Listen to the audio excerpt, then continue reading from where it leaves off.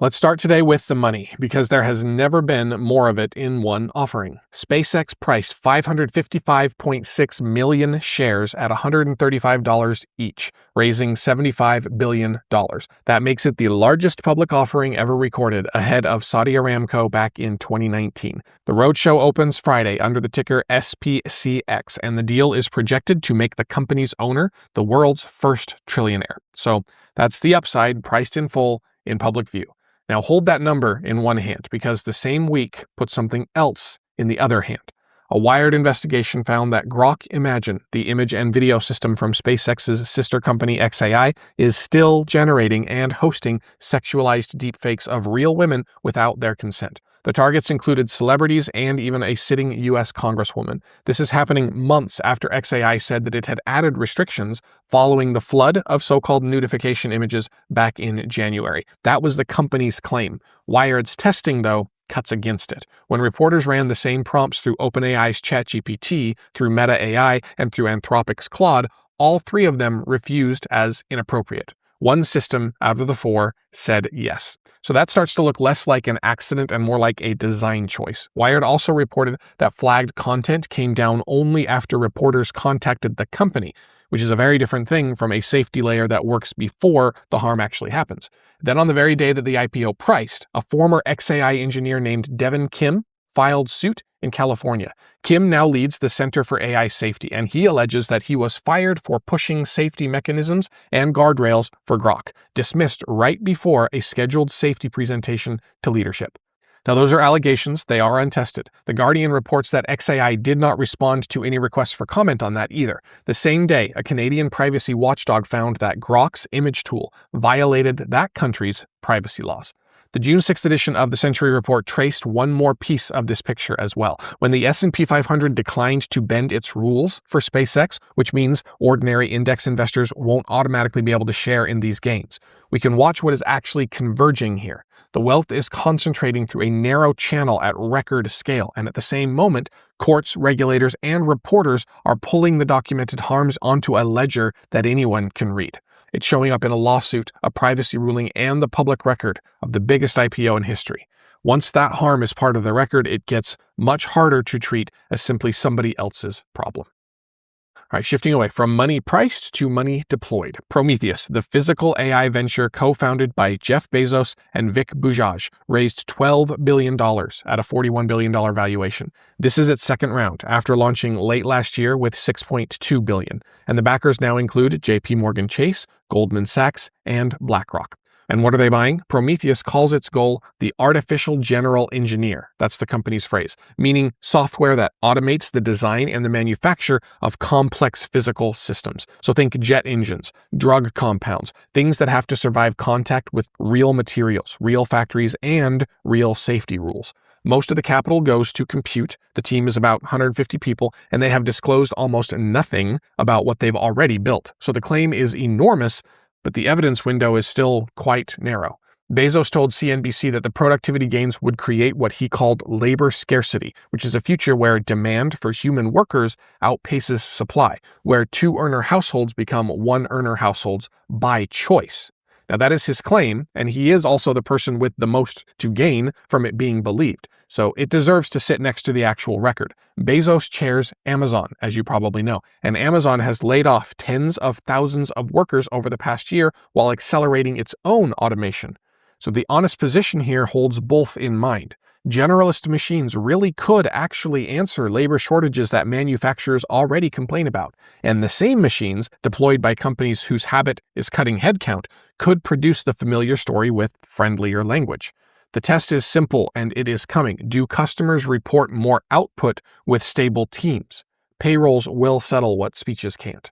Now, that same day, a Barcelona startup called Theker raised $85 million in what it calls Europe's largest robotics Series A, led by CRV, with Samsung and the LVMH-linked fund Alglae Ventures participating. Theker is making the opposite bet from the humanoid robot crowd. Its machines reconfigure. They swap hands or arms or overall shape so that the same machine can sort, pack, or bottle instead of repeating one motion forever. Zara's parent company Inditex signed on really early. The company has already fielded 15,000 job applications, and it sells straight to logistics and operations teams. No innovation lab pilots, no demo corner. These machines are being bought for the operating core. So let's step back and we can see the day's pattern, and it's really clear. Capability that lived in software is reaching into atoms, into the factories and the engineering benches the first automation wave mostly had to leave alone. Investors are paying up precisely because matter is stubborn. A spreadsheet copies instantly. A factory line has bolts and jams and people walking through it, and that stubbornness is hard for competitors to copy, too. All right, shifting now over to agents and a company paying to study its own blind spot. Google DeepMind, which has made agent tools the centerpiece of its big developer showcase just last month, joined Schmidt Sciences, the UK's ARIA agency, the Cooperative AI Foundation, and Google.org to commit $10 million to a question that barely even has a research field. What happens when millions of AI agents start taking instructions from one another without a human in the loop? One agent touching one account is simply a safety problem, and we're all familiar with it. A million agents instructing each other is a completely different kind of problem. It is a population problem. Rohin Shah, who directs DeepMind's AGI safety and alignment research, put it really plainly in MIT Technology Review's reporting. There is no field of multi-agent safety yet, and he wants there to be one. The risks that he and Schmidt Sciences' James Fox describe sound like the open internet with an accelerator attached, scams that spread on their own, prompt injections that turn an agent into self-guiding malware, attacks that hop from one agent to another agent at machine speed. A human scammer has to work with one victim at a time. A compromised agent does not.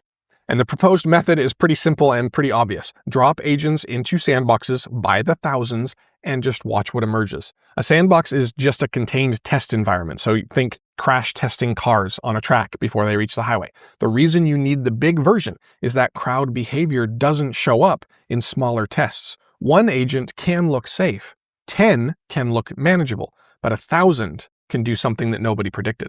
This builds on a thread that regular listeners of the Century Report podcast will recognize. The June 10th episode covered JP Morgan's plan to run agents unsupervised for an hour or two inside production banking. And recent coverage has also tracked the bad host exploit, threatening millions of MCP servers, the connection layer that lets AI systems reach tools and credentials. Those stories were about what one agent can touch. This one is about what crowds of them might do.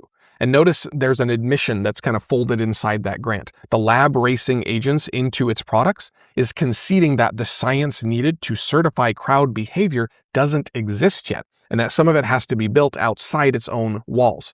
The chief technology officer of Keyless, Raphael Angel, made the underlying point here. No single lab should author the safety standards somebody else has to trust.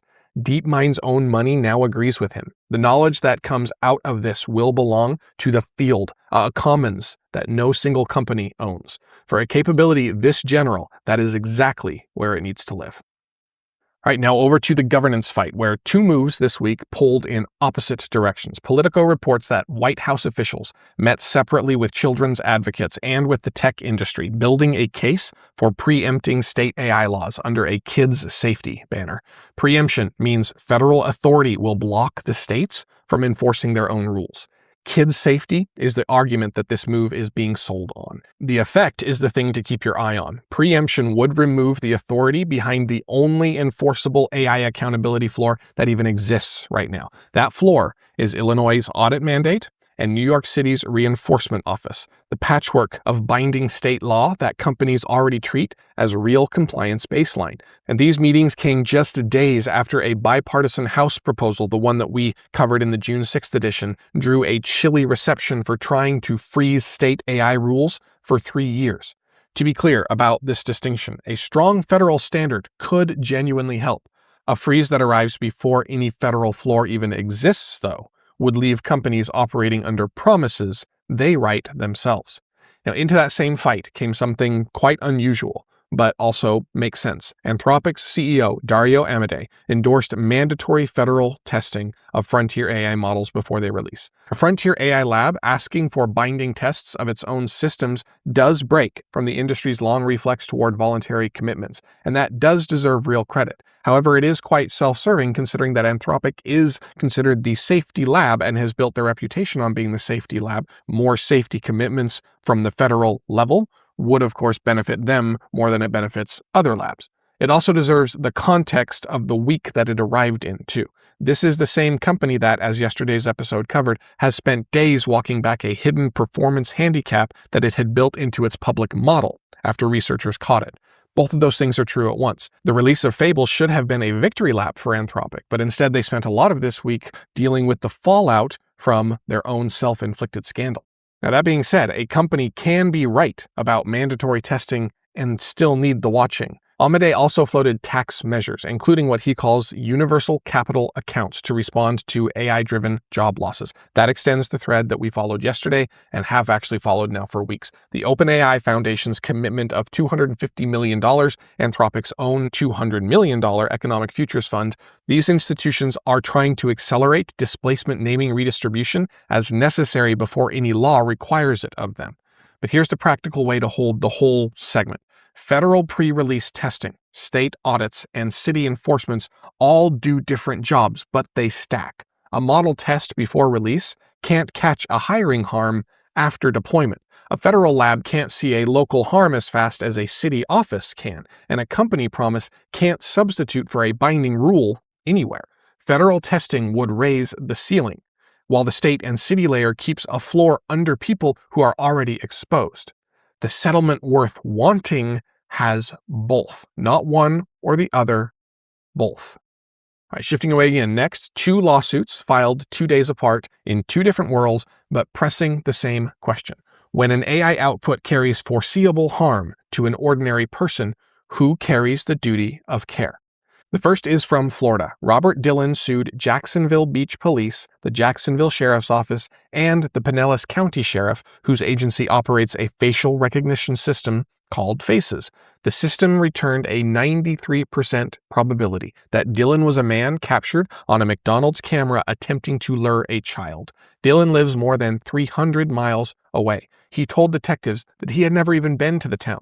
The charges were eventually dropped. Now, the ACLU filed the complaint, and it alleges that the investigation ran backwards, that officers built a case to confirm the machine's answer instead of testing that answer, leaving out license plate data showing that none of his vehicles were even near the restaurant, and concealing that the image fed to the system was a low-quality cell phone photo of security footage.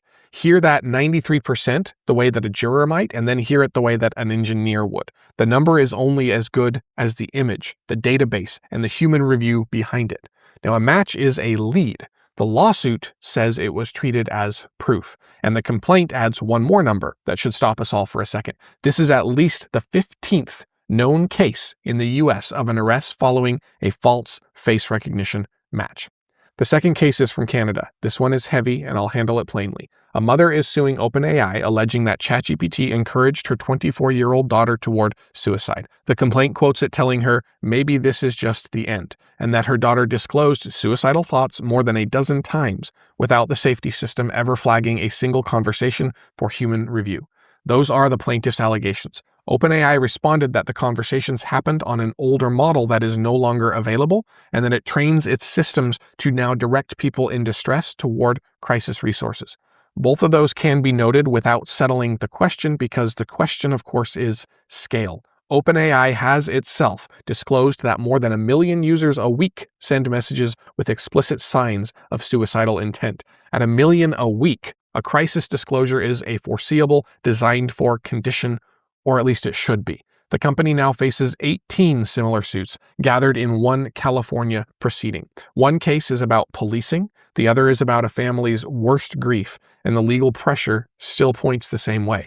Responsibility for a machine's output can't stop with the person standing closest to the harm, the defendant, the patient, the daughter.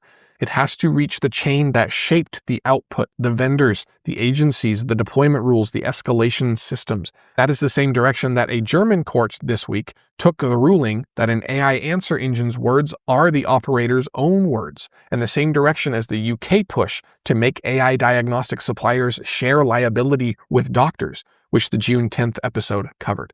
Court by court, the record is forming here. Ordinary people are slowly ceasing to be the unpaid backstop for machine error, and that is the precondition for these systems being trustworthy at all. All right, so let's end today's stories with the cleanest piece of engineering news, because a decade of laboratory promises just got wheels under it, so to speak. Stellantis and Factorial Energy began on-vehicle testing of solid-state battery cells in a Dodge Charger Daytona development car. That is the first time that solid-state cells have been integrated into an EV in North America. Now, why has the field chased this chemistry for so long? Solid-state batteries replace the flammable liquid inside conventional lithium-ion cells, and the payoff shows up in the numbers Factorial validated this spring. Energy density of 375 watt-hours per kilogram. That is the measure of how much energy that a battery stores for its weight, where strong lithium-ion cells topped out at around 250 to 300. That density held across more than 600 charge cycles. So the cells charged from 15% to 90% in just 18 minutes, and they kept performing from 30 degrees below 0 Celsius up to 45 above. Factorial says that adds up to a 50% range improvement, which puts a 600-mile charge within reach. Range anxiety and cold weather fade have been the two complaints that slow EV adoption the most, and one cell chemistry just answered both on the same spec sheet. The reason this week is the milestone, though, is that the hard part was never just the chemistry alone. A cell that shines on a lab bench still has to survive heat, vibration, crash safety, and years of charging inside a real car. Stellantis said the integration demanded advanced engineering solutions, with both teams reworking the pack architecture and control systems on Stellantis' large vehicle platform. Factorial CEO described it as collaboration running the full stack, from cell chemistry to pack design. That integration layer is exactly where most solid-state efforts have stalled, and it is the layer that just got crossed. Factorial is spreading the bet, working with Mercedes-Benz, Hyundai, and Kia alongside Stellantis. A modified Mercedes EQS already ran 745 miles on its cells last September. The company also started trading on a NASDAQ this week under the ticker FAC, bringing in roughly $110 million to push towards commercialization, with plans to extend the chemistry into robotics, aerospace, and defense. So let's put it on the storage curve that this show keeps tracking. Sodium-ion deployments and second life packs have been widening the cheap end. Grid batteries crossed 112 gigawatts, and now solid-state is pushing the high-performance end. Commercialization still has hard quarters of engineering ahead. The question changed the shape this week, though, from can the chemistry work to can the industry build it at scale? That second question is the kind that this industry already knows how to answer. All right, let's bring the day together because these stories do rhyme. The largest IPO in history priced the upside of this era to the dollar. And in the same news cycle, the costs that used to stay hidden kept landing on the public record. A deepfake investigation, a safety engineer's lawsuit, a privacy ruling, a wrongful arrest, a mother's grief. The old economy's habit was to push those costs outward onto whoever was standing closest, the woman in the image, the man in the photo lineup, the family at the kitchen table. What is being built now, case by case and grant by grant, is a ledger where the costs are visible enough to argue about and assign. Visible harm can be repaired. Hidden harm just compounds. And the building is bigger than the courtrooms. A lab is paying outside researchers to make safety science it cannot make alone, so that the knowledge becomes a commons. A CEO asked for his own models to face mandatory tests. State audits and city offices are holding a floor while the federal layer argues about the ceiling. Engineers put a decade-old laboratory promise onto a real road, and the largest solar cell factory in U.S. history started production in Georgia the same week. The future is arriving with receipts attached, and that is a far healthier arrangement than upside in public and damage in private. Once the ledger is open, the next thing we build gets designed with even more people in view. We'll see you tomorrow.